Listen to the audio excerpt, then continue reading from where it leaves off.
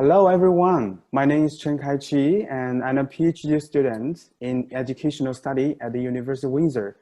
I'm a member of the published team of Journal of the Canadian Association for Curriculum Studies. Today, I'm so glad to have this great opportunity to have a conversation with Dr. Wenjun Zhang from the Zhejiang University in China. Hi, Dr. Zhang. Hi. I would like to introduce Dr. Zhang briefly. Dr. Zhang is Associate Professor at the Department of Curriculum and Learning Science in the Zhejiang University, China. Dr. Zhang is the Vice Director of Zhejiang University Center of Basic Education Curriculum Studies, supervised by the Ministry of Education of the People's Republic of China. Dr. Zhang received her PhD from Eastern China Normal University at the Institute of International and Comparative Education. Dr. Zhang's research interests are curriculum studies and comparative education. Dr. Zhang has rich experience in international academic exchanges. For example, she was a visiting scholar at Harvard University and the Institute of Education of the University of London. Dr. Zhang was awarded by the Ministry of Education as excellent teaching in 2014. Dr. Zhang has published many peer-reviewed journals and books in Chinese and English. Thank you, Dr. Zhang, for accepting this invitation for the Journal of the Canadian Association for Curriculum Study. Thank you so much. Thank you, Chen Kai, for your introduction, and I'm glad to be interviewed by you. Thanks again, Dr. Zhang. So your book named Postmodern Curriculum Consciousness and Curriculum Construction that was published by the Zhejiang University Press in 2016 focuses on the reconceptualization of a curriculum. So in your opinion, why is there need to deconstruct the concept of a curriculum? And what can policymakers, researchers, and educators in the field of a curriculum do to promote a discourse about the reconceptualization of the term? Because I'm very interested in postmodernism and the relationship between the postmodernism and the education. In this book, actually, this is a collection of a conference we held in Hangzhou. In the context of China and also in the global context, the curriculum field has been contributing to reshaping the landscape of education by the efforts of lots of curriculum scholars, practitioners. But still, in China, education and the curriculum are under very complicated and frequent controversies from the national and the state level to the schools, to the parents, and also to the curriculum scholars. Those controversies are so difficult to resolve in this very competitive modern world and cause lots of problems. By holding a conversation between famous curriculum scholars and the school leaders and the teachers, we try to think about how we can reconceptualize the curriculum field in the kind of curriculum consciousness, jump out of the box and find the solutions to many problems caused by this very complicated and complex reality in the world. We think all curriculum and education stakeholders should build up certain curriculum consciousness to know what they are doing and what's the effects of what they are doing. And then we can have more conversations to reach a better reality instead of just stuck in the competitive and even unhealthy situations. All the parents, teachers, schools, and nations even are very anxious about what they are doing, and actually will lead to a very difficult situation for ourselves. So that's the purpose of that book. Actually, it's about our thinking on what curriculum can do for the schools and also for the teachers. In the book Understanding Curriculum, William Piner, he quoted another scholars said curriculum sits on the center of the education that's very true. And how we reconceptualize curriculum matter to the future that we can live together instead of competing and even killing each other. Thanks for sharing, Dr. Zhang. And I'm also curious about what book or scholar work has impacted you thinking as an established scholar in the field of curriculum and education. What messages does this text convey, and how can this inform practice and the theories in the field of curriculum? Actually, I feel that not only one book, but lots of books impacted my thinking on curriculum and on education. So, for example, one of the most important book I was very impressed was William Dawes' book, Postmodern Perspective on Curriculum. So at that time, I'm questioning the curriculum and education conditions in China. I feel that some very dangerous trends are there if we continue to just go on the way with all the status quo theories and practices in the country and in the world. He gave me a kind of new systematic reflection on the modern curriculum. Why the world are like this, the educational field are like this, because of the very long-term modernization in the industry and the economic sector, but also as a thinking mindset in education. So that is one of the book. And another book is Understanding Curriculum by William Piner. So he opens up my points of view, my horizons of seeing curriculum as a broader kind of academic discourse to not only in the school itself, but a way of transforming the society through different kind of perspectives in the world, in the other fields of research.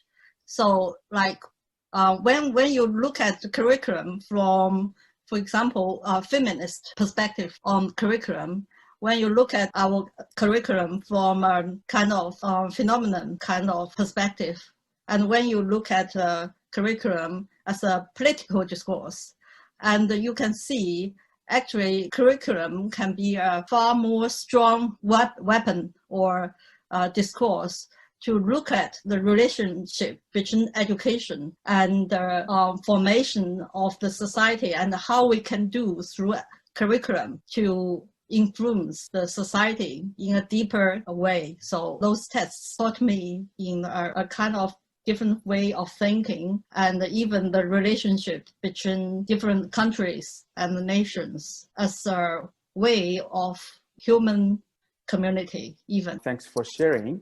So would you like to share with us a little more about how your personal experience have shaped your understanding of curriculum and education? Actually, that's a very interesting question. And I remember when I participate in Bill Piner's research on curriculum studies in China, I accepted his interview and I wrote a kind of short essay or a short article on my personal experience and relationship of my understanding of curriculum and education. It's not just one simple experience, but lots of experiences in my life that give me a calling to the field of education. So when I was very young, I didn't have a very pleasant experience in the school. I feel that education was not good enough, simply not good enough for me. I feel that if we can have a more student-centered education, for example, we could have much happier life when we were young, when we were children. Also, I met people who enlightened me to know or to think about the meaning of being an educator. So we can try to change the curriculum and the education field either by practice. That is a process of empowering. And also, I feel it's a very long journey. And in this journey, I also encountered different kind of difficulties and some hard times But still, I feel that if we have more people working together to try to find a better future, then those efforts could become kind of bigger force to reshaping the future, not only in the education field, but the future of our human being. Yes, that's wonderful. Thanks for sharing, Dr. Zhang. And my next question is, what are some issues that constrain the work of curriculum change in China? And what are some possibilities that enable changes in the field of curriculum studies in China? How are those compared to issues in other locations? You know, education is always a very complicated field. When you try to reform the curriculum or the education, there are always lots of difficulties, traditions, or the interests of some groups. So it's always a very complicated process if you try to change the curriculum. So it's always a process of deliberation. Some people, even the government, want to reform the education. They need to think about different elements and the possibilities of resistance from different kind of people because of facilities, for example, the lack of economic fundings, also the lack of experts and teachers to do those curriculum reform work. So there are lots of constraints of the work of a curriculum change, but it's not only in China, that's all over the world. Right. In China, the great thing is in 2000, around 2000, there was the largest scale of curriculum reform in China was launched. And if you look at situation in China now, lots of people who got education from 2000 became very important part of workforce in our country. Lots of talents have been educated through this 20 years. You see, China is much more stronger than 20 years ago. It's not a very strong connection between education and the strength of the country. But I believe those people who are educated after 2000 have been benefited from the curriculum reform and the new curriculum. So they can become the very strong allies and talents and workforce for our country. So yeah, the possibilities are there and the realities are there. I feel that in our country, the curriculum reform by our government is also easier to be implemented. That gives the curriculum scholars more confidence, more interests, and more passion to do more work in the curriculum reform and to guide the schools to improve their school curriculum. Compared to issues in other locations, I feel that in some countries, it's more difficult for curriculum scholars to be involved in curriculum reform. Yeah, that's right. Because of the globalization and competitions, huge, very acute competitions between countries and between people. And also, if I understand right, a very narrow understanding of the curriculum and education. For example, as Bill have written, lots of fundings have been taken by economists rather than curriculum scholars and educators. Yeah, that's great. Thank you, Dr. Zhang. Just build on what you said. What are some emerging areas of research in the field of curriculum and education in China or in other locations? I didn't do research on this question, so not very clear. But if we look at the Journal of Curriculum Studies 2 years ago, there was a special issue about the crisis of curriculum studies. So what we can do and what we can contribute more, the question is still there. Right. Some people think curriculum studies is too much theoretical. They want some more fast food way to resolve the problem quickly. Yeah, that's a very interesting metaphor. Thanks, Dr. Zhang, for your sharing. So as we know, the pandemic impacted our life a lot. So my last question would be, in the face of a crisis of a COVID-19 pandemic, what do you think might be some new directions of research on curriculum and education? What educational change in curriculum might we see in light of our experience with COVID-19? COVID-19 pandemic, it's a kind of result of human beings, their attitude to the nature and to the society in a way. Yeah, I feel the crisis of pandemic will help us to think more about what we should do for our human future. Should we split more in a deeper sense and compete and fight with each other more? Or should we try to live together to solve the problems created by our human beings in the history together? So the curriculum, again, can contribute to problem of how can we live together. Lots of boundaries should be broken if we look at the process of COVID-19 pandemic and how we fight it with it through this almost 9 or 10 months. And also some topic about the online teaching, online learning, the boundaries between